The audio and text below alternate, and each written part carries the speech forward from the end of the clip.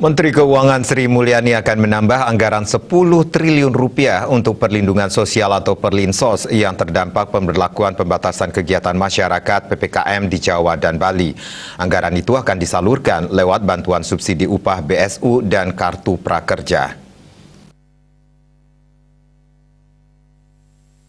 Menteri Keuangan Sri Mulyani mengatakan dikutip dari kantor berita Antara, pihaknya sudah berkoordinasi dengan Menteri Tenaga Kerja Ida Fauziah.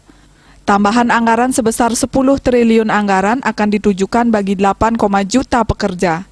Sri Mulyani merinci anggaran 10 triliun rupiah akan dialokasikan untuk bantuan subsidi upah BSU senilai 8,8 triliun rupiah dan tambahan dana pelatihan Kartu Prakerja senilai 1,2 triliun rupiah. Dengan demikian, dana tambahan untuk perlindungan pekerja yang semula diperuntukkan khusus bagi program prakerja, kini juga dipakai dalam program BSU. Namun menurut Sri Mulyani, keduanya memiliki fungsi yang berbeda. BSU digunakan untuk pekerja yang dirumahkan dan atau dipotong jam kerjanya. Sedangkan Kartu Prakerja diperuntukkan bagi pekerja yang terkena pemutusan hubungan kerja PHK. Melalui pemberian insentif upah tersebut, Sri Mulyani mengharapkan pelaku usaha tidak perlu sampai melakukan PHK terhadap karyawan. Menurut rencana, pekerja yang akan mendapat BSU ini merupakan pekerja dengan upah bulanan tidak sampai 3,5 juta rupiah.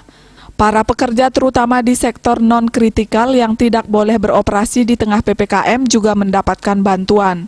Target bantuan subsidi upah pekerja yang tidak di PHK dan pekerjanya mengalami penurunan penerimaan karena mereka bekerja di sektor non-kritikal. Bali Pos melaporkan.